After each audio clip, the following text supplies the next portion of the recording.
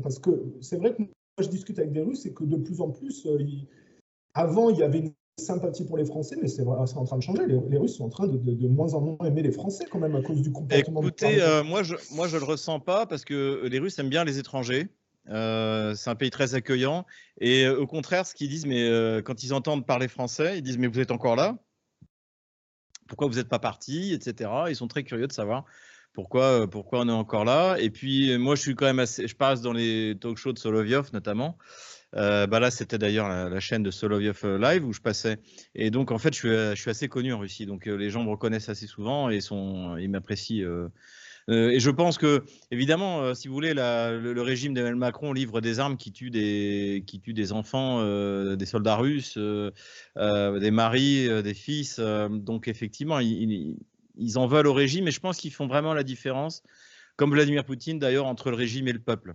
Et je pense qu'ils ont conscience, notamment les élites russes ont conscience que la France est un pays occupé. Voilà. Donc voilà, on attend la libération. Et j'espère, c'est ce que je viens de dire d'ailleurs.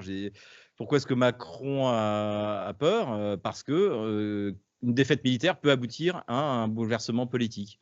On l'a vu en 1870 avec Napoléon III, on l'a vu en 1905 avec la défaite de la Russie contre le Japon, on l'a vu bien sûr en 1917 avec la défaite contre l'Allemagne.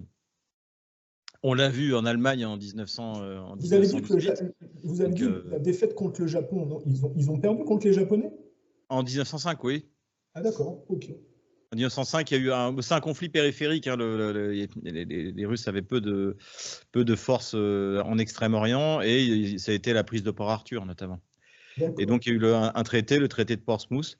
Une fois de plus, c'était les Américains qui mettaient l'huile sur le feu en fait. C'est eux qui ont poussé le Japon, alors que la Russie avait de bonnes relations avec le Japon. Ils avaient un accord notamment tout à fait honorable sur les îles Kouriles à l'époque. Et le Japon a rompu cette bonne entente. Et le traité de Portsmouth a abouti à la prise de la moitié de l'île de Sakhaline. Mais pas pour longtemps, puisque les Russes ont mis une raclée aux Japonais au début et à la fin de la Deuxième Guerre mondiale. Et donc là, non seulement ils ont repris la totalité de l'île de Sakhaline, mais également la totalité des îles Kouriles. D'accord, ok. Voilà. C'est jamais une bonne idée d'attaquer la Russie, ça finit tôt ou tard par se retourner contre soi. Oui, parce qu'il y a quand même quelque chose qui est, quand on compare avec la diplomatie notamment, c'est que les Russes sont respectés parce qu'ils ont le respect de la parole et des accords. C'est absolument plus le cas des Occidentaux. Enfin, si ça n'a jamais été le cas des Occidentaux, parce que là, honnêtement, moi, je comprends. Écoutez, la France, dans son alliance avec la Russie, notamment avant la Première Guerre mondiale, a été parfaitement loyale. D'accord. Et donc, notamment, d'ailleurs, en fait, il y avait un journaliste qui s'appelait Fabrelus, qui avait fait cette analyse assez juste. Il a dit l'Allemagne et l'Autriche ont rendu la guerre possible, la Russie l'a rendue inévitable.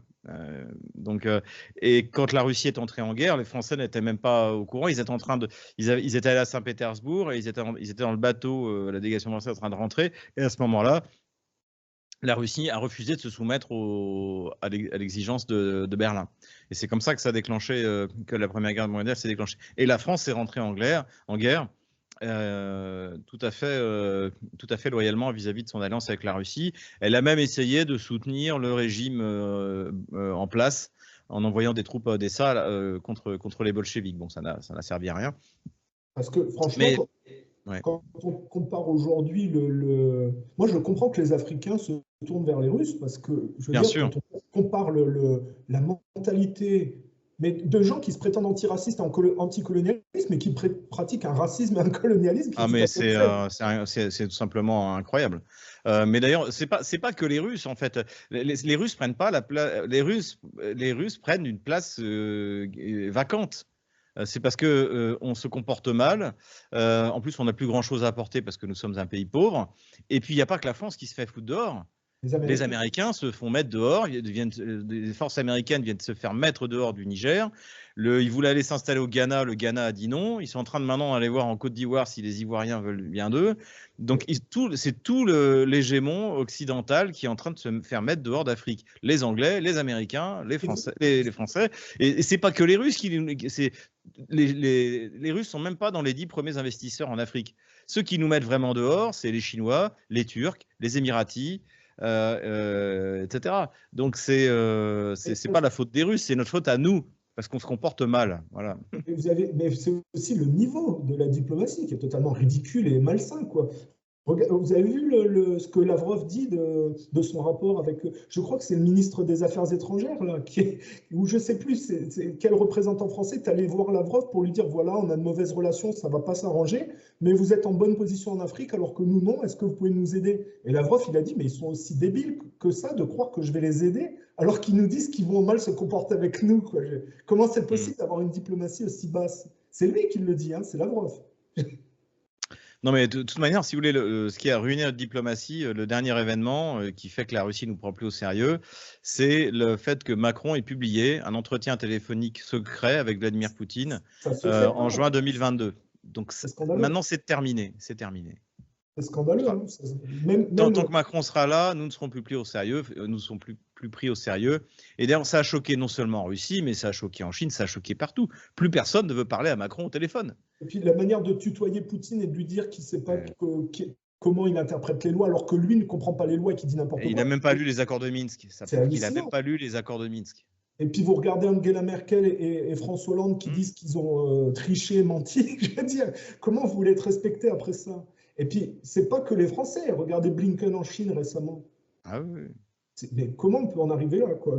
À un moment donné, moi, je me demande s'il n'y a pas un problème de pathologie. Je pense qu'il y a une arrogance comment dirais-je, c'est un peu une fin de régime global. C'est-à-dire c'est la fin de l'hégémon.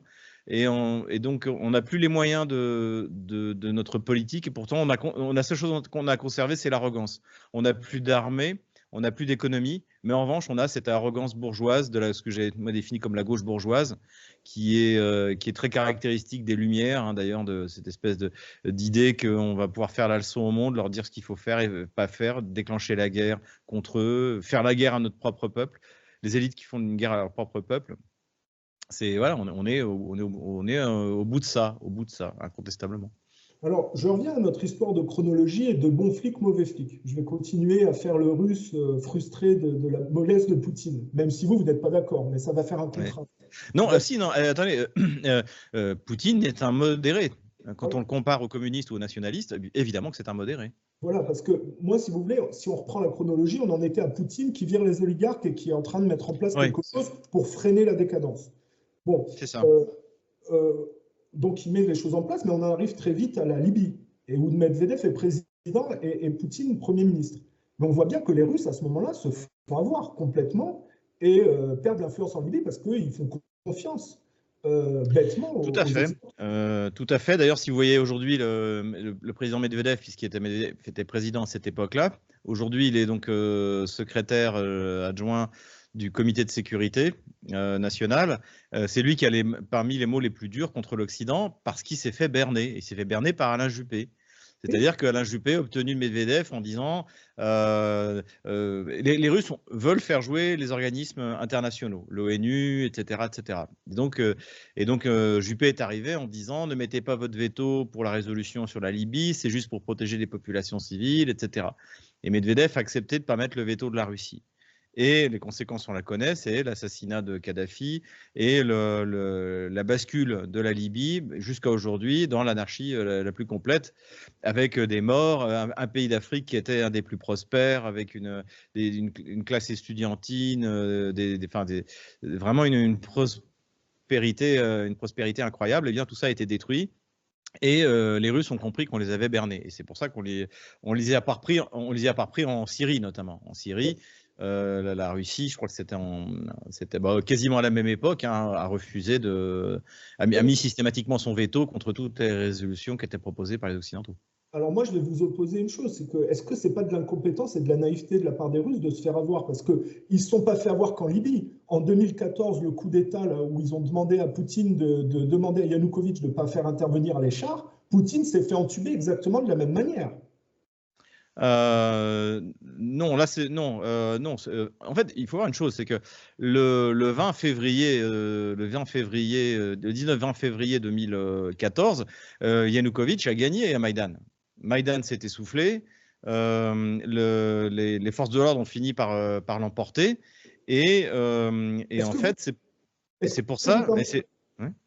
Est-ce que vous permettez que je fasse juste une parenthèse pour oui. les auditeurs? Il faut expliquer. J'avais fait une interview avec Arne Schlenger à l'époque, en 2015, pour expliquer cet événement de Maïdan. Il y a eu un coup d'État mis en place par Nuland, Ashton, Obama, Biden, où ça a consisté à pousser les gens à faire une révolution pour virer Yanukovych, qui était c'est un mafieux pro-russe, mollement pro-russe, on va dire, mais il était quand même trop pro-russe pour l'Occident. Donc ils ont fait une révolution colorée, ils ont poussé les gens dans la rue. Et à un moment donné, c'est Poutine qui l'explique, hein, je crois, ils ont appelé Poutine pour dire est-ce que vous pouvez demander à Yanukovych de ne pas faire intervenir l'armée et nous, on s'engage à faire rentrer les gens pour éviter le bain de sang. Quand Poutine a intercédé à leur demande, ils ont fait tout le contraire et ils ont même utilisé des snipers pour tirer dans le dos et des manifestants et de la police et ils ont accusé Yanukovych. Et c'est comme ça qu'Yanukovych a été viré. Donc, c'est pas la démocratie. C'est pas ça qui s'est passé. Ce qui s'est passé, c'est ce que j'ai dit. C'est-à-dire qu'effectivement, ils ont utilisé des snipers pour radicaliser la foule. Ils ont fait, d'ailleurs, dans la nuit du 20 au 21 février, on avait les corps des gens qui avaient été abattus par les snipers de Maïdan sont promenés dans la foule. Mais Yanukovych l'avait emporté. Et c'est pour ça que vous avez les 3 ministres des Affaires étrangères français, donc à l'époque c'était Fabius, Steinmeier, l'allemand, et Sikorski, qui est revenu d'ailleurs ministre des Affaires étrangères aujourd'hui en Pologne, qui sont venus pour signer un accord de sortie de crise. Et Yanukovych, par faiblesse, a accepté, et il a accepté de retirer les forces de l'ordre de Kiev. Et donc, au lieu de respecter l'accord, donc cet accord n'a pas... Et donc l'accord prévoyait des élections dans 6 mois. Élections présidentielles. Le problème, c'est que Yanukovych pouvait très bien les emporter, ces élections, parce que les Ukrainiens en avaient ras-le-bol de Maïdan. Maïdan avait pu se prolonger parce que Yanukovych était faible et qu'en plus, il était entouré de traîtres. Et donc en fait, lui, donc, le 21 février, donc, il signe cet accord de sortie de crise. Et puis, donc Klitschko, qui est aujourd'hui maire de Kiev, qui était un des 3 activistes, arrive sur l'estrade de Maïdan en disant voilà, on a un accord, etc. Et là, vous avez un bandériste qui arrive, qui s'appelle Parasyuk. Il prend l'accord, il le jette et il dit non, on veut, c'est le départ de Yanukovych. Yanukovych était à Kharkov à ce moment-là. Il se tourne vers les pays signataires de l'accord de sortie de crise qui ne répondent plus au téléphone. Et donc là, il échappe à la mort à plusieurs reprises et il part en Crimée. Et c'est là que l'armée russe le récupère par hélicoptère. Et à partir de ce moment-là, eh bien, on bascule dans quelque chose de complètement différent. En quelques semaines, la Crimée passe côté russe. Et puis là, aujourd'hui, on commémore le massacre d'Odessa du 2 mai et qui va également provoquer l'accélération et les événements dans le Donbass, etc. etc. Alors, mais la chronologie que vous donnez, vous en êtes sûr? C'est-à-dire que la version que j'ai donnée, vous êtes certain qu'elle c'est pas la bonne? Ah oui, j'en suis certain. Les chars n'auraient rien changé parce qu'au moment de Maïdan, les Russes, Yanukovych l'a emporté. Sur le terrain, la ville, il tient la ville. Et en plus, les Ukrainiens en ont ras-le-bol. C'est l'accord de sortie de crise, c'est le fait qu'il ait fait confiance à Fabius, Steinmeier et Sikorski qui lui coûte le pouvoir. Non, mais c'est bien parce que ça permet de rectifier, parce que moi, sur ma chaîne, j'avais fait une interview avec le type de Lyndon LaRouche, le bras de Lyndon LaRouche, et il avait exactement les mêmes conclusions que moi. C'est-à-dire que. Moi, j'ai vu une interview avec Poutine où il dit qu'ils lui ont demandé de faire pression sur Yanukovych pour qu'il ne fasse pas intervenir l'armée. Et c'est ça qui me surprend un peu, quoi, parce que... De toute manière, il n'y avait pas besoin de faire intervenir l'armée. Les forces de l'ordre, les Omon s'appellent les Berkouts, ont fait leur boulot. Les Berkouts ont tenu. Alors, ils avançaient avec une main dans le dos, parce que Yanukovych les retenait, sinon ça aurait été réglé beaucoup plus rapidement, parce que Yanukovych était sous l'emprise des Occidentaux. et qu'il était persuadé qu'il pourrait trouver, il a cru dans la parole, comme tous les, pardonnez-moi l'expression, tous les couillons à la Noriega, à la Milosevic, à la Saddam Hussein, à la Sarkozy, et tous ces gens-là à Navalny, tous ces gens-là qui un jour ont fait confiance à la parole occidentale, bah, ont terminé de la même manière. Et lui encore, il s'en est bien sorti parce qu'il n'est pas mort, il n'est pas en prison. Mais de toute manière, vous l'avez très bien dit tout à l'heure, Yanukovych s'est fait élire sur un programme pro-russe, de faire de la langue russe une deuxième langue officielle, de rejoindre l'union douanière, et à peine arrivé, il n'en est plus question. Et non seulement il ne rejoint pas l'union douanière russe, mais il fait l'accord d'association avec l'Union européenne. Donc, j'explique ça dans mon livre d'ailleurs, Ukraine, pourquoi la Russie a gagné. C'est-à-dire que toutes les élites soi-disant pro-russes, ukrainiennes, au niveau national comme au niveau local, en fait, n'ont jamais servi les intérêts de leur électorat qui votait pour eux parce qu'ils étaient pro-russes. Aujourd'hui, vous voyez ceux qui dirigent, par exemple, les villes que les Russes n'ont pas encore libérées, c'est énormément de gens dont on disait qu'ils étaient pro-russes, qui venaient du parti des régions de Yanukovych, que ce soit à Kharkov, que ce soit à Kryvyi Rog, que ce soit à Odessa. Tous ceux qui sont à la tête de ces villes, ils étaient censés être des pro-russes. Vous voyez ? Donc c'est une corruption généralisée, un mensonge généralisé. Je crois que c'est même pire qu'en France. Et pourtant. Donc je ne peux pas avoir l'argument de dire que Poutine s'est fait avoir en acceptant d'intercéder en faveur des Occidentaux pour stopper la reprise du pouvoir par Yanukovych. Non, le problème, c'était qu'au contraire, les Russes auraient été prêts à intervenir. Si Yanukovych leur avait demandé, ils auraient été prêts à intervenir, mais Yanukovych ne l'a pas demandé parce que Yanukovych voulait s'entendre avec les Occidentaux. Ce qui s'est passé, en revanche, c'est que les Russes ont vu immédiatement l'opportunité. À partir du moment où le pouvoir n'est plus légitime à Kiev, eh bien, tout devient possible, à commencer par la réunification de la Crimée. Et là, évidemment, c'est ce coup d'opportunité qui n'était pas du tout prévu par Washington, et c'est une perte énorme. La Crimée était un des objectifs principaux. Aujourd'hui, l'objectif principal de Washington, c'est de conserver Odessa.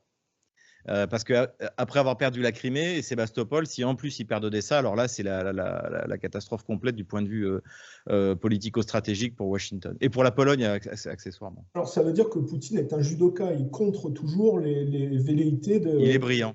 Il est brillant. En Géorgie, si vous voulez, par exemple, la question qui s'est posée, j'avais eu un débat avec un politologue ukrainien plutôt pro-russe. Il s'interrogeait pourquoi est-ce que Poutine a reconnu l'élection de Poroshenko, donc en mai 2014 de mémoire. Donc lui disait... Un type de Goldman Sachs d'ailleurs. C'était le roi du chocolat. Je ne savais pas s'il était chez Goldman. Je ne crois pas qu'il était chez Goldman Sachs. Poroshenko. Comment ? C'est lié à Goldman Sachs, Poroshenko. D'accord. En tout cas, il était surtout connu pour être l'oligarque du chocolat, hein, puisqu'il avait privatisé à son profit les usines Rochen de chocolat soviétique. Et donc lui était un oligarque.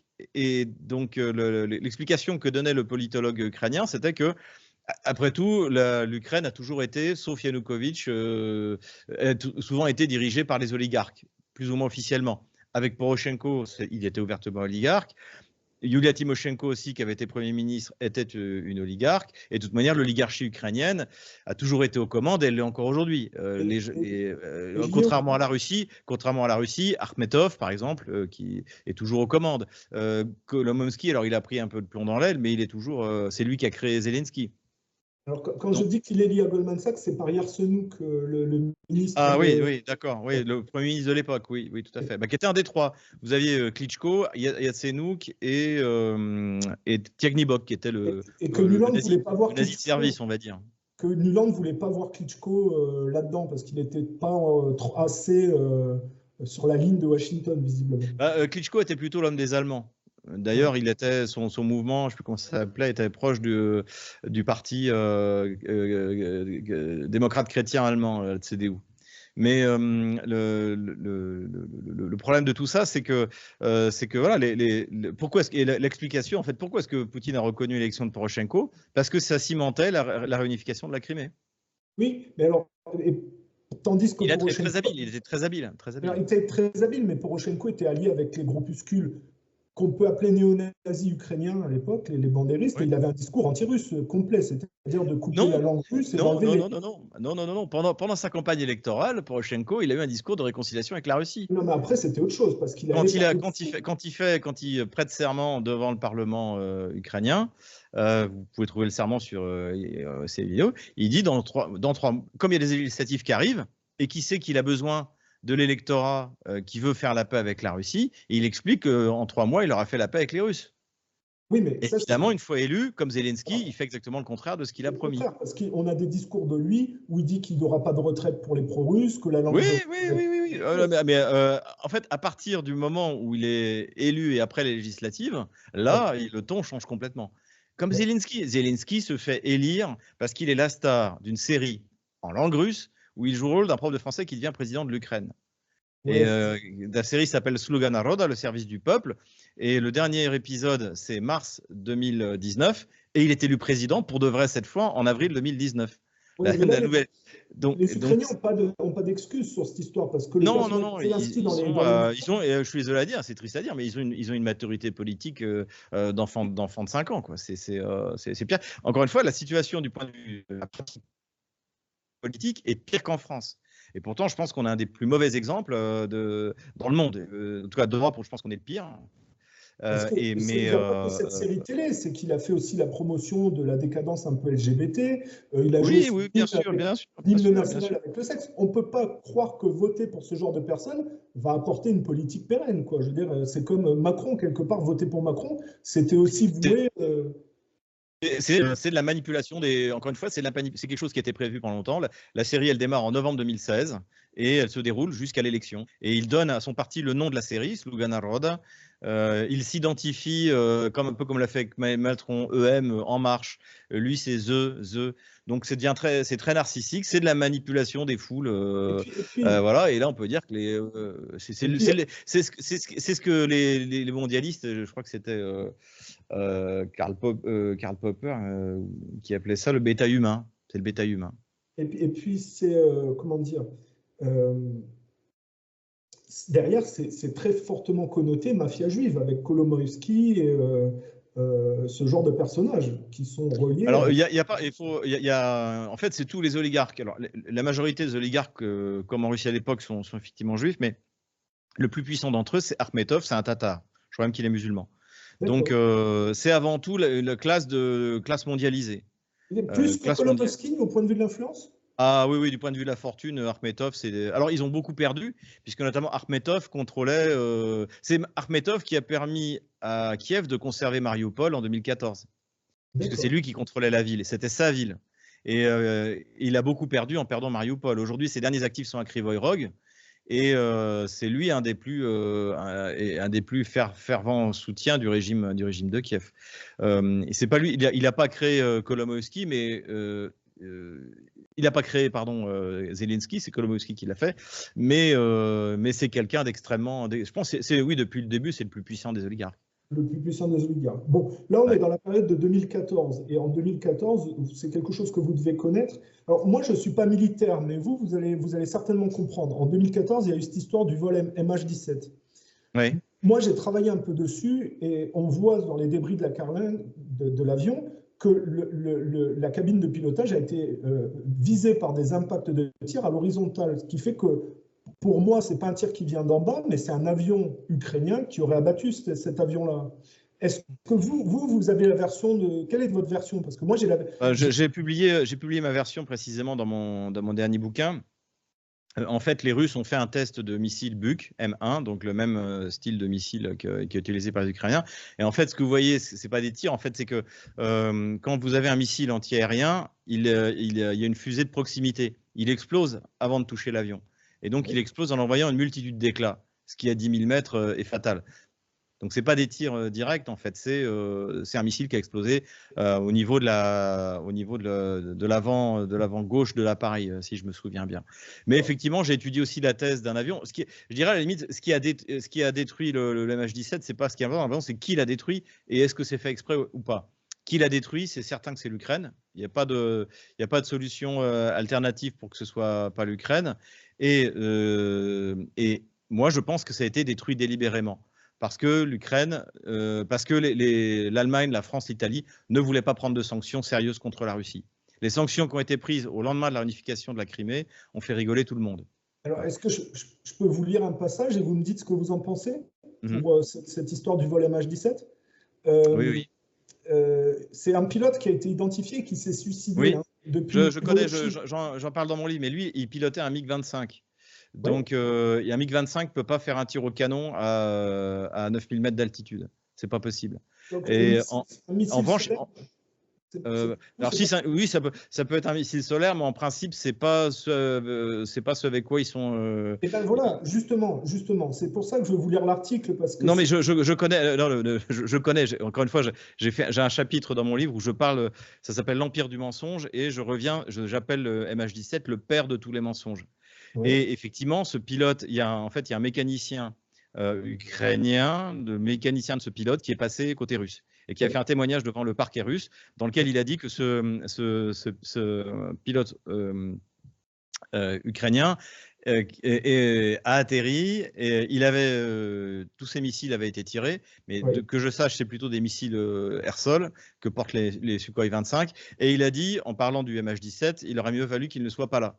Donc moi, je pense que ce pilote, c'est ma théorie, il a été témoin de la destruction du MH17 parce qu'il était dans le ciel. Et ça, les Russes l'ont dit, il y avait des avions ukrainiens dans le ciel. Donc moi, je pense que c'est un missile Buk, qu'il a été délibérément tiré par les Ukrainiens. Les Russes ont déterminé en faisant des essais à peu près de quel endroit il a été tiré. J'en parle aussi dans mon livre.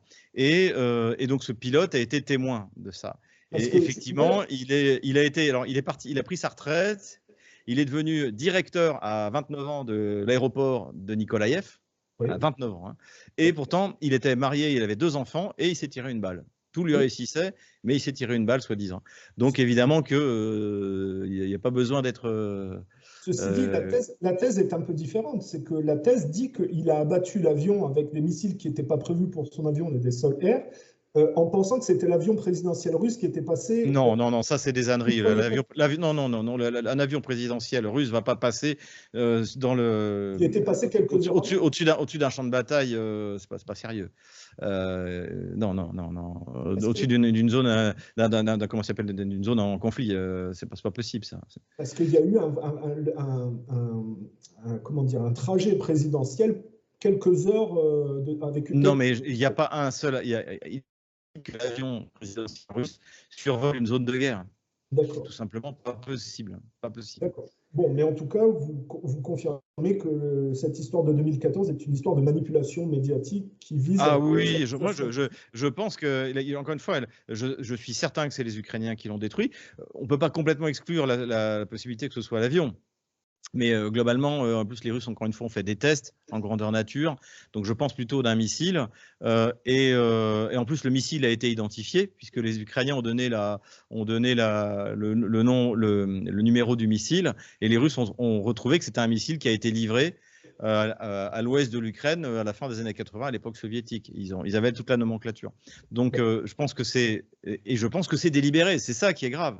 Et je pense que ça a été fait avec la bénédiction de la CIA, parce que, et ça c'est Joe Biden qui le dit dans une interview qu'il donne en 2016, je crois, ou 2018, je ne sais plus, devant le Council of Foreign Relations, et il dit que même après la destruction du MH17, les Français et les Italiens ne voulaient pas mettre de sanctions, parce qu'ils connaissaient la vérité, évidemment. Ils savaient très bien que ce n'était pas Moscou qui avait détruit le MH17. Mais ça a marché d'ailleurs. Des sanctions sérieuses, cette fois, ont été prises contre la Russie. Bon, alors voilà qui clôt l'époque de 2014. Entre 2014 et 2022, plus de 20 000 Ukrainiens russophones sont massacrés par justement les factions, notamment ultranationalistes ukrainiennes. Et beaucoup de gens disent, oui, mais pourquoi Poutine a laissé ces gens-là pendant 8 ans se faire massacrer? Pourquoi il est intervenu qu'en 2022? Est-ce que vous êtes partisan de la thèse de la Russie n'était pas prête militairement et ne pouvait pas, si vous voulez, intervenir avant 2022? Alors, c'est une bonne question. On a posé cette question à Vladimir Poutine et il a dit que s'il avait su, effectivement, il serait intervenu plus rapidement. Mais je pense aussi que, si vous voulez, ce qui se passe, c'est une guerre civile aujourd'hui. Et pour Vladimir Poutine, prendre la décision de démarrer une guerre civile, c'est quand même quelque chose, et c'est aussi le principe de la guerre juste, selon saint Thomas d'Aquin, c'est-à-dire qu'il faut que toutes les solutions, pour que la guerre soit juste, toutes les solutions pour éviter cette guerre aient été entreprises. Et Vladimir Poutine a joué les accords de Minsk avec une patience infinie, puisqu'il y avait une date de péremption dans les accords de Minsk, c'était le 1er janvier 2016. Et Kiev n'avait implanté quasiment aucune des recommandations. On peut dire un peu le cessez-le-feu et on peut dire également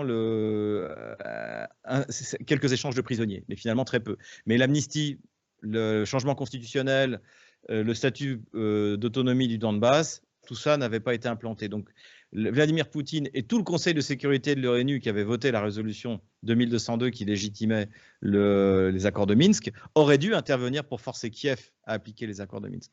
Donc je pense que Poutine a essayé à tout prix d'éviter la guerre. Il pensait aussi, et il avait raison, que de toute manière, sans la Russie, l'Ukraine s'écroulerait économiquement et que donc tôt ou tard, ça mènerait un pouvoir favorable à la Russie. Et c'est ce qui était en train de se produire. C'est aussi pour ça que Zelensky s'oriente vers une opération d'épuration ethnique du Donbass pour qu'on cesse de parler de la situation économique en Ukraine, qu'on oublie les Pandora Papers dans lesquels lui et ses amis figurent. Et donc voilà, donc la stratégie de Poutine, qui était une stratégie de long terme, comme toujours, était censée. Et surtout, ça évitait la guerre. Et après, ce que vous dites aussi n'est pas faux, c'est-à-dire que l'armée russe de 2014, alors l'armée ukrainienne aussi de 2014 était encore moins bonne que celle de 2022. Mais l'armée russe, quand même, n'avait pas tout le potentiel qu'elle avait en 2022. Il est aussi intervenu en 2022 parce que l'armée russe s'est dotée du matériel qu'on voit aujourd'hui. Elle, en plus, elle a bénéficié de l'expérience en Syrie, etc., etc. Donc, il y a quand même toute il y a des justifications à la fois morales, politiques et militaires d'avoir attendu. Peut-être qu'il eût fallu mieux intervenir en 2020, 2021, peut-être 1 ou 2 ans plus tôt. Des gens peuvent dire que c'est quand même de la naïveté ou de l'incompétence d'avoir laissé traîner les choses à ce point, quoi. Oui et non. Comme je viens de dire, il y a des raisons qui le justifient. Je pense que si Zelensky n'avait pas planifié une opération d'épuration ethnique, la Russie aurait calmement attendu que le fruit tombe quand il était mûr. Si jamais Zelensky fait arrêter son opposant principal, Medvedchuk, c'est en février 2021, c'est parce qu'il voit bien que la situation est en train de perdre le contrôle. Et il le fait avec l'autorisation, évidemment, voire la recommandation de la CIA, qui le coach directement. Il fait fermer en avril 2021 les 3 chaînes de télévision de l'opposition. Donc, c'est ça aussi qui précipite. Poutine voit ce qui se prépare, et c'est pour ça qu'il intervient. Et moi, c'est ce que j'avais toujours dit. D'ailleurs, j'ai dit la Russie n'interviendra pas, sauf si Kiev se lance dans une opération d'épuration ethnique. Kiev a voulu faire une opération d'épuration ethnique et l'opération militaire spéciale a commencé. Donc justement, est-ce que vous pouvez expliquer à nos auditeurs, pour que ce soit clair, c'est que l'intervention de Poutine pour contrer l'opération ukrainienne qui visait à aller dans le Donbass pour massacrer des gens, est-ce que vous pouvez expliquer aux auditeurs que c'est une opération qui n'est pas illégale, mais qu'elle répond au respect du droit international, justement ? En principe, du point de vue du droit international, la Russie est en droit d'intervenir militairement depuis le 1er janvier 2016, puisque là, il y a une résolution du Conseil de sécurité de l'ONU que Kiev n'a pas fait appliquer. Voilà. Il y a 13, les accords de Minsk donc, qui ont été validés par la résolution 2202, il y a 13 points. Donc, comme j'ai dit, il y a un cessez-le-feu qui globalement a été respecté, des échanges de prisonniers, quelques-uns ont été respectés. Et après, il y a une amnistie générale pour les chefs donc des rebelles dans le Donbass. Rien n'a été fait. Il y a un changement constitutionnel au sein de la constitution ukrainienne pour permettre une autonomie substantielle des régions, des républiques de Donetsk et de Lugansk. Ça n'a pas été fait. Et ensuite devait avoir lieu des élections locales sous surveillance internationale. Tout ça n'a pas été fait. Donc, l'intervention militaire de Vladimir Poutine est légitime. Et elle est doublement légitime puisque Kiev s'apprêtait à faire une opération d'épuration ethnique. Il suffit de voir les rapports de l'OSCE, notamment le rapport du 15 février 2022, Donc le SCE fait des rapports depuis 2014 sur les violations. Ça fait aussi partie, d'ailleurs, le président de l'OSCE fait aussi partie des accords de Minsk, sur les violations du cessez-le-feu. Et là, le Donbass est recouvert de bombes, notamment la ville de Donetsk est sous les bombes. C'est la préparation d'artillerie avant l'épuration ethnique qui doit être lancée, d'après le renseignement russe, depuis, on le sait, le 8 mars. Est-ce que vous savez, alors ça c'est pas obligatoire, mais de quelle résolution, sur quelle résolution Poutine, au point de vue de la loi internationale, s'est appuyé pour intervenir? La résolution 2202, qui est votée immédiatement après les accords de Minsk, fin février 2022. D'accord, donc c'est de ça dont ça parle. Parfait. Donc ça nous amène à quelque chose qui va me remettre dans mon mauvais rôle de mauvais flic, on va dire. C'est que en 2022, Poutine pouvait prendre Kiev. Et encore une fois de plus, il a, parce qu'en face, on lui a dit que Boris Johnson était venu convaincre Zelensky de ne pas respecter l'accord. Une fois de plus, il a retiré ses troupes de Kiev alors qu'il pouvait prendre Kiev. Et une fois de plus, ils n'ont pas respecté l'accord. Et donc, la guerre a continué peut-être aussi à cause de ça. Non, il y avait entre 20 et 30 000 hommes dans la direction de Kiev. Vous ne prenez pas une agglomération de 3 millions d'habitants avec 20 à 30 000 hommes. L'opération vers Kiev, il y avait deux raisons. Une première, c'est que ce qui a été dit, c'est qu'il y avait une partie des élites kieviennes qui étaient prêtes à basculer côté russe. Donc, il fallait avoir, si la ville de Kiev tombait de l'intérieur, il fallait avoir des troupes pour venir pénétrer à l'intérieur. Mais surtout, c'était une opération de diversion qui a permis à la Russie d'avancer dans le sud-est, qui était l'objectif principal. Il faut bien comprendre que l'objectif principal, annoncé d'ailleurs officiellement par Vladimir Poutine, c'est la libération du Donbass, pour mettre fin au calvaire des habitants qui subissaient depuis 8 ans. Et l'opération vers Kiev fait que toutes les réserves et les ressources de l'armée ukrainienne vont converger vers le centre politique. Et ce qui permet à l'armée russe de faire 100 km en 9 jours, de franchir le Dniepr et s'emparer de Kherson.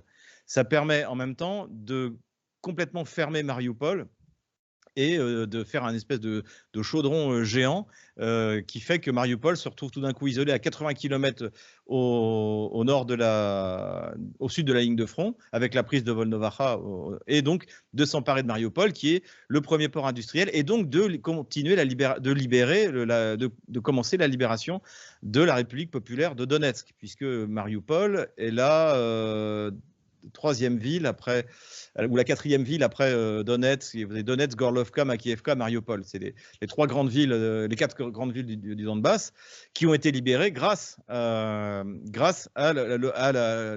l'offensive sur Kiev. Mais avec 20 à 30 000 hommes, jamais les Russes n'auraient pu prendre Kiev.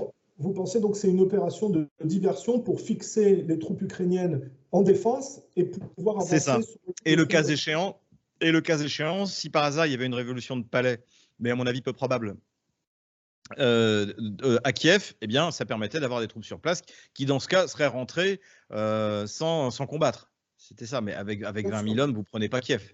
Mais là, de manière certaine, je vous explique ce que Poutine a dit lui-même. C'est qu'il a dit que voilà, il avait ses troupes près de Kiev et qu'il avait signé un accord avec Zelensky et que Boris Johnson est intervenu pour que Zelensky ne respecte pas cet accord. Parce qu'ils ont dit, vous retirez vos troupes, on ne négocie pas avec un pistolet sous la tempe. Il a retiré ses troupes et effectivement, ils ont pu respecter l'accord. Ils ont fait comme en 2014, quoi, quelque part. Je pense aussi qu'il y avait une raison stratégique et une raison politique. Politique, c'est que c'est vrai qu'ils étaient sur le point de signer un accord. Donc c'était un geste de bonne volonté. Ils l'ont signé. Oui, mais tous les termes n'étaient pas encore, négociés. Mais oui, ils allaient vers un accord. C'est incontestable. Mais d'ailleurs, maintenant, c'est même dans le Wall Street Journal. Ça a été dit par David Arakhamia, qui est le chef du groupe de Zelensky au Parlement ukrainien et qui dirigeait la délégation pour les négociations. Donc oui, ça, c'est une réalité. Mais j'ai une vidéo de Poutine où il montre les documents à des responsables africains qui n'en croient pas. C'était au Forum économique de Saint-Pétersbourg l'année dernière, en juin dernier, tout à fait. Mais il faut voir aussi, c'est que les Russes ont attaqué l'Ukraine à 1 contre 3. Oui. C'est-à-dire qu'ils étaient en large infériorité numérique. Ce qui ne les a pas empêchés, encore une fois, de s'emparer de 20% du territoire. Et donc, en fait, le dispositif russe était extrêmement étiré. Et donc, que l'accord ait été signé ou pas, quoi qu'il arrive, l'armée russe ne pouvait pas se permettre d'avoir un dispositif aussi étiré. Il fallait qu'elle ramène des troupes sur l'axe d'effort principal, c'est-à-dire le Donbass. Donc, deux choses pour mettre en contraste. On a d'une part une stratégie occidentale qui vise à mettre la main sur les ressources naturelles de l'Ukraine et à complètement disperser l'Ukraine au profit de groupes comme BlackRock, des types comme... Et en faire une anti-Russie. Et en faire une anti-Russie. Les enfants étaient élevés, y compris les enfants du Donbass, dans la haine de la Russie, dans la haine de leurs parents, dans la haine de leurs grands-parents, dans la haine de la victoire contre les nazis. Non, c'était épouvantable ce qu'est en train de faire. Placer des ogives nucléaires aux portes de Moscou, des laboratoires d'armes bioterroristes. Une des raisons qui fait que Poutine intervient, c'est aussi qu'à la conférence de Munich qui a lieu la veille du début de l'opération militaire spéciale, Zelensky demande l'arme nucléaire.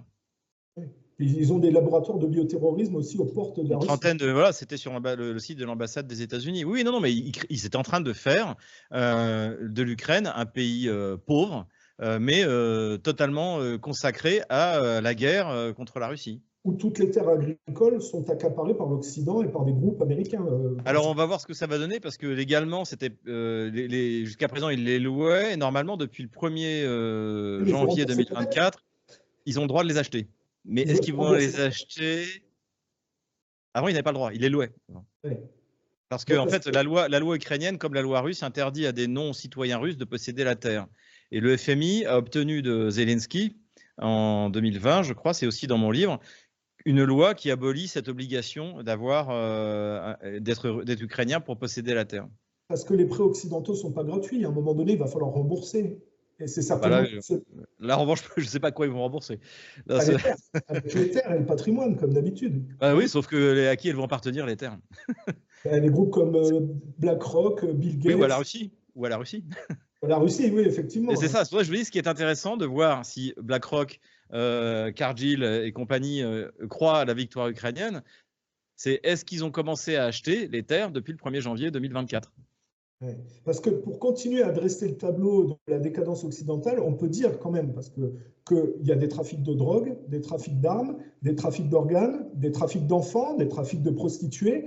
L'Ukraine, c'est vraiment un terreau de la décadence occidentale qui s'exerce là-bas, et c'est le chaos. Tout à fait. Je vois qu'ils envoient des handicapés mentaux au front, qui ne payent pas les veuves des morts, qui font exprès de ne pas comptabiliser les morts pour ne pas payer les retraites, qu'ils envoient des gamins, des vieux. Je veux dire, c'est n'importe quoi. Aujourd'hui, soutenir l'Ukraine, c'est être un criminel quelque part. Je pense qu'il y a deux types de personnes qui ont pu croire, qui ont dit que l'Ukraine pouvait gagner la guerre. C'est les crétins ou les salauds. Et la question sur laquelle il faut se poser, c'est ceux qui ont menti. Pourquoi? Alors, si vous passez sur une chaîne de télévision, c'est pour toucher vos 500 € le passage. Si vous êtes un décideur politique, c'est parce que vous vous êtes dit que en fait, c'était un moyen de provoquer l'effondrement de l'économie russe. Et donc, ça valait le coup d'utiliser les Ukrainiens comme un bélier pour faire tomber l'économie russe. Mais ce qui est terrible, c'est qu'en gros, on s'est aperçu au bout de 6 mois que ça ne marchait pas, que non seulement l'économie russe ne faiblissait pas, mais qu'au contraire, elle en profitait pour se réformer. Et dans ce cadre-là, le fait de continuer comme ça jusqu'au bout, c'est tout simplement criminel. Et ça, ceux qui savaient depuis le début que l'Ukraine n'avait aucune chance, et si moi je le savais, je pense que d'autres personnes le savaient, et qui ont malgré tout fait croire que l'Ukraine pouvait gagner, ceux-là sont des salauds. Ceux-là sont d'authentiques. Oui, mais alors, dans ce cas, ça articule avec, pour finir vraiment avec l'Occident, la responsabilité des journalistes de permettre en réalité, par une narration faussée, de détourner l'argent public pour alimenter un conflit qui ne revient dans les poches que de ces salauds dont vous parlez en réalité. Oui, tout à fait. C'est même pas forcément une histoire de gros sous, c'est aussi une histoire de domination, d'hégémon. C'est-à-dire que quand Emmanuel Macron dit que c'est la mort de l'Europe, là j'ai vu, il a donné encore une interview dans The Economist, je crois, donc ça s'appelle la mort de l'Europe, pas trop quoi, l'Europe en danger de mort. En fait, il parle pas de l'Europe, il parle de lui. Il parle de la classe dirigeante occidentale. C'est-à-dire qu'ils se sont tellement impliqués dans cette guerre que si la Russie va l'emporter, ce sera leur défaite à eux. Et ça peut provoquer effectivement des soubresauts politiques du type de ce qu'on a connu, encore une fois, 1870 en France, 1917, 1905, 1918 pour l'Allemagne et le Deuxième Reich. J'entends bien, mais les milliards de milliards qui sont envoyés Ah bah oui, non mais s'il y a moyen de faire un billet. Quand on voit qu'à la fin, le soldat, parce qu'il faut le dire, les principales victimes, c'est les Ukrainiens, le peuple ukrainien qui est complètement massacré. Aujourd'hui, les Français qui soutiennent l'Ukraine sont des criminels envers le peuple ukrainien. Il faut bien le comprendre. Mais les milliards de milliards qui sont investis ne vont pas en Ukraine parce que le simple soldat de base, il n'a rien au final de ces milliards. Il ne voit rien pratiquement. Donc, où vont cet argent? Quand on regarde le Parti démocrate, ça sert à blanchir de l'argent, ça sert à envoyer de l'argent aux grosses firmes de l'armement. Mais au niveau de l'ère de combat, qu'est-ce que le soldat ukrainien voit, lui? Il ne voit rien du tout, pratiquement. Sans l'aide militaire, otanienne, la guerre était terminée en avril. Hein. Faut quand même se rendre compte. Donc effectivement, je pense que la stratégie de Washington, qui a réussi à convaincre les Européens que ça allait marcher, c'était que l'Ukraine tienne entre 3 et 6 mois. On allait mettre des sanctions, comme a dit Victoria Nuland, comme la Russie n'en avait jamais vu, et ça allait provoquer l'effondrement de l'économie russe, comme dirait Bruno Le Maire. Et ça n'a pas marché. Et le problème, c'est qu'ils n'ont pas de plan B. Mais malgré tout, ils continuent. Ils continuent et ils sont dans le bunker et ils espèrent un miracle. Voilà où en est l'état-major de l'OTAN. C'est là que j'articule quand même, je vais parler pour contraste de la méthode militaire russe qui contraste avec l'autre côté, mais est-ce que vous ne croyez pas que, puisqu'ils sont jusqu'au boutisme, c'est parce qu'ils ont identifié que l'ambiguïté des Russes avec le modèle occidental capitaliste leur permettait d'avoir un pont d'entrée et d'éventuellement croire que dans leur jusqu'au boutisme, éventuellement en ciblant une centrale nucléaire, en faisant dégénérer le conflit, ils ont une possibilité d'avoir gain de cause. Non, militairement, ils n'ont aucune possibilité de gagner cette guerre. Aucune possibilité. Donc c'est juste du détournement de fonds en sachant que ça ne marchera pas. Oui, il y a plusieurs. Encore une fois, il n'y a jamais de monocausalité. Il y a plusieurs choses. Il y a une crise profonde au sein de l'hégémon américain, donc qui a changé son paradigme, comme je l'ai dit, le nouvel axe du mal, Iran, Chine, Russie. Il y a effectivement à côté de ça des lobbies très puissants, comme le lobby de l'armement, qui en profite pour s'en mettre plein les poches. Et puis, il y a toute une classe politique occidentale qui vit sur la bête, notamment l'Union européenne. L'Union européenne fait vivre une quantité incroyable de parasites, de hauts fonctionnaires européens, de fonctionnaires européens, de députés européens, de commissaires européens. Et tous ces gens-là tremblent parce qu'ils voient que la défaite militaire pourrait très bien devenir une défaite politique globale. Et donc, eux, oui, ils ont toutes les raisons de vouloir se battre jusqu'aux derniers Ukrainiens. Mais le problème, c'est qu'ils ne vivent pas dans le même monde qu'en 1914 ou 1939, c'est-à-dire qu'il n'y a pas un pays européen qui enverra des soldats mourir pour Kiev.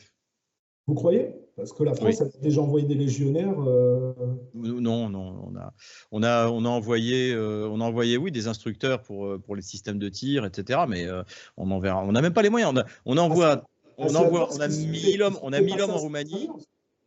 On a 1000 hommes en Roumanie. Comment? Ils se sont fait passer à Slaviansk, là, les légionnaires. Mais c'est pas les forces officielles, ça doit être des volontaires ou des instructeurs, mais ça, c'est pas une intervention officielle de la France. On a envoyé 1000 hommes en Roumanie depuis le mois de mars 2022, je crois. On n'arrive même pas à les maintenir. C'est l'enfer, là-bas. Donc, qu'est-ce que vous voulez qu'on fasse? Moi, je crois que Macron est assez barré pour envoyer des hommes. Mais même s'il envoyait des troupes au sol, ça ne changerait pas. Ça changerait rien. La Russie a gagné la guerre le 24 février. Plus tôt on l'admettra, moins il y aura d'Ukrainiens qui mourront. Comment vous expliquez que les militaires qui ne peuvent pas savoir que c'est vous à l'échec? Moi, j'ai des conversations de militaires français qui disent qu'ils ne peuvent rien faire. Mais comment ça se fait qu'ils acceptent cet ordre d'aller servir de chair à canon pour remplacer les Ukrainiens? Disons qu'ils ne servent pas de chair à canon, ils y vont comme instructeurs, ils ne sont pas là pour donner l'assaut. Donc, si vous voulez, on a livré des systèmes d'armes comme les systèmes antiaériens où il faut des spécialistes. Si Macron dit ce qu'il fait. C'est-à-dire d'envoyer des légionnaires à Odessa ou en Moldavie, comme là, ils sont en train de le faire, ou à Slaviansk. On verra quand il donnera l'ordre, si jamais les officiers exécutent les ordres. Mais, enfin, je veux dire, je ne vois pas trop l'intérêt de discuter sur… Et le fait que… Est-ce que pour vous, quand même, Macron, c'est un agent quand même très anglo-saxon, très pro-américain? C'est un satrape. C'est un satrape, c'est-à-dire la France est un État esclave. Oui. Les Américains disent slave state, c'est un slave state, il obéit aux ordres. Donc, pour vous, quand Macron parle de déporter le nucléaire militaire français pour l'Europe, en fait, quand on pense Europe, c'est les États-Unis, c'est l'OTAN. Ah oui, c'est l'agenda de Washington, c'est-à-dire le droit de veto à l'ONU et l'arme nucléaire. C'est qui est hors de… Parce que l'arme nucléaire anglaise est sous contrôle américain. Mais l'arme nucléaire France, grâce au général de Gaulle, depuis, on a notre… Et si vous voulez, il faut voir une chose, c'est que c'est grâce à l'arme nucléaire aujourd'hui qu'on n'a pas de guerre mondiale. Parce que si jamais Washington ne risquait pas d'être détruit par un tir de missile nucléaire russe, ils auraient envoyé les Européens faire la guerre aux Russes depuis longtemps. Ça, c'est évident. Et aujourd'hui, ce n'est pas possible à cause de l'arme. Donc l'arme nucléaire est un problème pour Washington. Parce que c'est encore… la France est un État esclave, mais pas suffisamment encore. Il faut détruire son complexe militaro-industriel. Donc, c'était le travail notamment sur Alstom, puisque c'est tout ce qui est turbine. C'est non seulement la souveraineté énergétique, mais c'est également la propulsion des bateaux. Enfin, c'était une technologie extrêmement… Il y a très peu de pays qui maîtrisent ces technologies-là. Donc, il faut détruire notre souveraineté énergétique, détruire notre souveraineté militaire. Et Macron le fait très bien. Très, très bien. Donc, c'est un agent infiltré pour l'étranger. Je pense que c'est même pas un agent, je veux dire, c'est un satrape. Il a été nommé là pour mettre le pays en coupe réglée. Et on est sous occupation. C'est moins évident qu'en 1940, mais on est en fait, on a un gouvernement d'occupation avec une vie politique grotesque. De partis qui en fait se partagent un gâteau et qui n'ont aucun projet politique pour la France. Bon, alors ça, on en finit avec le côté occidental. De l'autre côté, l'armée russe a appliqué une stratégie patiente et mesurée qui prend en compte le moindre dégâts, au point de vue des populations. C'est-à-dire qu'ils font attention à ne pas faire comme les Américains avec le carpet bombing en Irak, c'est-à-dire à respecter les populations le plus possible. Là, on a vu Poutine qui disait, par exemple, on n'a pas attaqué en hiver les centrales électriques pour pas que les gens se soient retrouvés coupés d'électricité de chauffage en hiver. Donc on a une stratégie russe qui se cantonne à ce qu'elle a dit, c'est-à-dire l'est de l'Ukraine, avec les populations russophones.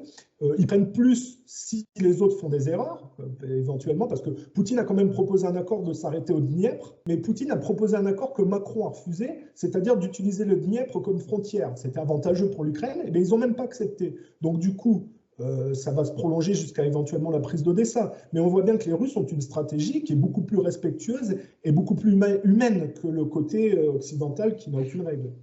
Déjà, il faut voir une chose, c'est que la Russie considère l'Ukraine comme une terre russe. Donc, vous n'allez pas détruire… si vous voulez, sur les 10 grandes villes ukrainiennes, il n'y en a que 2 qui n'ont pas été construites par les Russes. C'est Kiev, forcément, et Lvov. Voilà. Toutes les autres, en fait, ont été construites par l'Empire russe. Odessa, bien sûr, par la Grande Catherine et le duc de Richelieu, Mariupol, Donetsk, Krivoy Rog, Kharkov. Alors, Kharkov, c'est un peu plus ancien, mais c'était également les Russes. Donc, toutes ces villes-là, en fait, sont nées de la Russie. Donc, la Russie ne va pas détruire ses propres villes. Et c'est pour ça que Kharkov ou Kiev ne ressemblent pas à Gaza. Les Russes pourraient faire à Kiev ce que les Israéliens ont fait à Gaza, sans aucun problème. Mais ils considèrent que c'est une ville russe, habitée par des Russes. Donc évidemment que c'est pour ça qu'ils s'attaquent aux infrastructures de transport, aux infrastructures énergétiques. Comme vous l'avez dit, ils ont attendu la fin de l'hiver avant de mettre un grand coup sur l'infrastructure énergétique. Et pour détruire en fait la capacité militaro-industrielle ukrainienne, de réparer les ateliers, de produire des armements, etc. Et voilà, il faut voir aussi que beaucoup de ces villes seront intégrées à la Russie à la fin de l'opération militaire spéciale, notamment, moi je pense que Kharkov, Nikolaïev, Krivoy Rog, sans doute Dniepropetrovsk, Zaporozhye, c'est certain, Kherson de nouveau, et puis Odessa seront intégrés à l'Empire russe. Donc il faut que ça se passe bien. Si les Russes transforment en tapis de bombe et rasent la ville, évidemment que les gens ne seront pas contents. Et voilà. Et au contraire, je pense que la patience et la modération de la Russie fera que le retour de ces villes russes au sein de la Fédération de Russie se passera bien. D'accord. Donc, pour vous, ils n'ont pas l'intention de s'arrêter au Donbass, à l'est du Non, non, non, non, non. Non, bah, déjà, du point de vue de la constitution russe, maintenant, les régions de Kherson et de Zaporozhye font partie de la fédération. Donc, Zaporozhye, il manque 30%, dont la capitale de la région, Zaporozhye. Et Kherson, pareil, il manque en gros 30%. Oui, mais ils n'iront pas jusqu'à Kiev, parce que Kiev, c'est quand même pas des populations très russophones. Ils sont quand même. Kiev est une ville russophone, contrairement à ce qu'ils racontent. Moi, la dernière fois que j'étais à Kiev, c'était en avril 2014, juste après Maïdan. Même sur Maïdan, tout le monde parlait russe. D'accord. On ne parle ukrainien que sous la contrainte. Donc, alors maintenant, la contrainte, elle s'exerce depuis 10 ans, donc sans doute que les gens ont pris un peu l'habitude. Mais globalement, si jamais vous n'avez plus de contrainte, les gens vont tous se remettre à parler russe, sauf peut-être dans l'ouest de l'Ukraine. Bon, alors deux derniers points très brefs. On a vu que Poutine avait promis au Premier ministre israélien de ne pas toucher à Zelensky. Bon, après, une fois que Zelensky a eu vent de l'affaire, il s'est vanté de ne pas avoir peur. Bon, il va dire que... C'est Bennett, Naftali Bennett. Absolument. Est-ce que vous ne pensez pas qu'il y a une ambiguïté parce que est-ce que l'élimination, c'est pas quelque chose que je recommande, mais je sais que les Occidentaux passent leur temps à fomenter des plans pour éliminer Poutine. Est-ce que l'élimination de Zelensky aurait entraîné la fin de la guerre? Qu'est-ce qui se serait passé si les Zelensky... Au contraire, ça en aurait fait un héros. Ils auraient pris le prétexte pour mettre un général quelconque. Non, là, aujourd'hui, pour les Russes, il vaut mieux que Zelensky reste en vie. Parce qu'en plus, ça va être un président illégal dans une vingtaine de jours. Je crois que c'est le 21 mai où son mandat se termine. Il n'a pas fait d'élection. Donc en fait, là, pour les Russes, il est même, c'est l'homme idéal. Non, c'est et encore une fois, pour mettre un satrape, c'est pas difficile. Hein. Vous prenez Zelensky, ils vont se précipiter au portillon pour prendre sa place. Bon, vous ne trouvez pas que Poutine est ambigu avec Israël et avec la communauté juive, c'est-à-dire très accommodant? C'est-à-dire qu'il y a une grosse communauté juive en Russie qui, dans son ensemble, soutient la Russie. Vous avez par exemple le présentateur le plus connu, c'est Solovyov, donc qui est tout le temps attaqué d'ailleurs dans les médias français parce qu'il fait des déclarations un peu à l'emporte. Après, il a beaucoup de second degré, voire du troisième degré. On a des degré. médias français antisémites. Voilà, non mais voilà, et c'est ce qu'il dit d'ailleurs. Donc dans l'ensemble, la communauté juive russe, elle est loyale vis-à-vis de la Russie. Et surtout, et vous avez même également une communauté juive ukrainienne qui est très inquiète parce qu'ils se disent que quand la guerre sera définitivement perdue, quand ce sera acté, dans la mesure où le président est juif, tous ces bataillons néo-nazis, bandéristes, qui ont mis leur antisémitisme de côté parce qu'ils ne sont pas stupides et qui se rendent compte que s'ils veulent l'aide de l'Occident et de l'OTAN, ils sont obligés de faire des concessions sur leur idéologie, et bien là, ils vont chercher le coupable. Et dans ces régions-là, quand un pogrom s'organise, je vous laisse deviner sur qui ça va tomber. Et donc ça, les juifs ukrainiens le savent et en sont très inquiets. Ça, je le sais. Et eux attendront l'armée russe avec impatience, un peu comme un peu à la fin de la guerre, quand en Alsace-Lorraine, quand les rouges allemands ont commencé à se soulever, les Lorrains et les Alsaciens étaient pressés de voir arriver l'armée française pour mettre de l'ordre. Oui. Bon. Ce sera à peu près la même chose. Alors, pour conclure, et déjà, je vous remercie d'avoir accordé autant de temps, on va conclure sur la pérennité de Poutine, parce que c'est bien, on va dire, Poutine, il fait, même si moi je le considère comme un mondialiste, et par contre c'est un mondialiste multipolaire, pas unipolaire, donc il est en contraste avec l'Occident. Ça ne fonctionne, ce que met en place Poutine, que s'il est capable de créer dans le temps des générations qui feront mieux que lui en politique. Quelle est, selon vous, la perspective dans le temps que va créer Poutine au niveau... Est-ce qu'il a une pérennité politique dans le temps? Est-ce qu'il y a... le flambeau peut être repris par des gens qui font mieux que lui? Ou est-ce que ça va s'effondrer dans le temps parce que les Russes ne sont pas au niveau C'est une bonne question. C'est une bonne question. Je pense qu'effectivement, il a prévu quelque chose. D'ailleurs, il a lancé ce qu'on appelle le programme présidentiel, qui est chargé de former la nouvelle génération de hauts fonctionnaires. C'est des gens que j'ai rencontrés, notamment dans l'extrême-orient russe. Il y a un jeune ministre du développement d'Arctique et de l'extrême-orient qui s'appelle Alexei Chikunkov, que j'ai interviewé à 2 reprises, qui est tout simplement brillant, génial, patriote, bien formé. Tout autour de lui, il y a des gouverneurs adjoints qui sont très jeunes. Le gouverneur adjoint, j'ai interviewé le gouverneur adjoint de la région de l'Amour. C'est comme une région qui fait 5 fois la France, vous voyez. Lui, connaissant parfaitement ses dossiers, extrêmement compétent, brillant, linguiste, parle tous des langues étrangères, notamment français. D'ailleurs, Chikunkov, je l'interviewe en français. Il parle chinois également. Beaucoup de ceux qui d'ailleurs travaillent dans cette région-là se sont mis au chinois ou à des langues asiatiques pour pouvoir développer le pays en coopération avec leurs voisins. Donc oui, cette classe, elle existe. Il y a des technocrates au sens positif du terme, c'est-à-dire que vous voyez, en France, on nomme les ministres pour remercier ceux qui vous ont soutenu. En l'occurrence, Darmanin et Le Maire, c'est pour les remercier d'avoir trahi le parti d'où ils venaient. Donc leur vertu, c'est d'avoir été des traîtres. Et pas du tout d'être compétent, puisque le maire était à l'agriculture, il est passé à l'économie, demain il sera peut-être à l'éducation, et sur le lendemain au ministère de la Culture, tout devient, ou la jeunesse et les sports, pourquoi pas, tout devient possible. Et donc en Russie, c'est pas du tout le cas. Vous avez des professionnels. Mishustin, le Premier ministre, il s'occupe d'administrer le gouvernement, il fait pas de politique. Mantourov, le ministre des Finances, c'est pareil. Le ministre de l'Industrie, du Développement économique, c'est pareil. Vous avez toute une génération de jeunes hommes politiques, de hauts fonctionnaires extrêmement compétents et qui sont des techniciens. Et c'est pour ça que la Russie, économiquement, cartonne dans tous les sens. Parce qu'ils savent de quoi ils parlent. Le vice-premier ministre chargé de l'énergie, j'ai oublié son nom, Kovac. Kovac, vous l'écoutez parler de charbon, de pétrole, de gaz, c'est un pro de l'énergie. C'est pas Bruno Le Maire. Donc voilà, donc je pense que oui, cette génération-là, elle est prête. Et ce qui est intéressant aussi, c'est que Poutine, dans son discours programme devant le Congrès, juste avant l'élection présidentielle, il a dit que les gens qui dirigeaient la Russie dans les années 90 n'étaient pas des élites, c'était des fausses élites. Ceux qui devaient diriger la Russie, c'est ceux qui donnent leur vie pour la patrie. Et donc, il a prévu un programme de formation pour les officiers, les sous-officiers donc qui ont combattu, pour en faire des cadres, les futurs cadres de la nation. C'est-à-dire que, pour paraphraser, j'ai plusieurs fois paraphrasé Ernst Jünger, vous savez, Ernst Jünger, dans Sturm, disait la guerre est notre mère, elle nous a enfantés dans la matrice brûlante des tranchées, nouvelle race que nous sommes. Et on peut dire que oui, l'opération militaire spéciale est une matrice qui a enfanté la nouvelle classe dirigeante russe dans la matrice brûlante des tranchées, même s'il n'y a pas beaucoup de tranchées. Enfin si, l'été dernier, il y en a eu.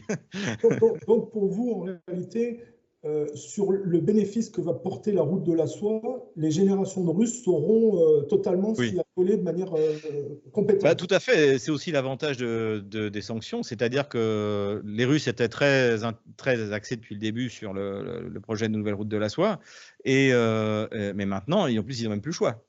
Donc, et puis eux, ça leur va parce qu'ils créent des axes. La route de la soie, c'est un axe en gros qui part de la Chine, qui va jusqu'à l'Europe, même plus loin avec les nouvelles routes de la soie. Mais il y a des axes transversaux qui sont en train de se construire.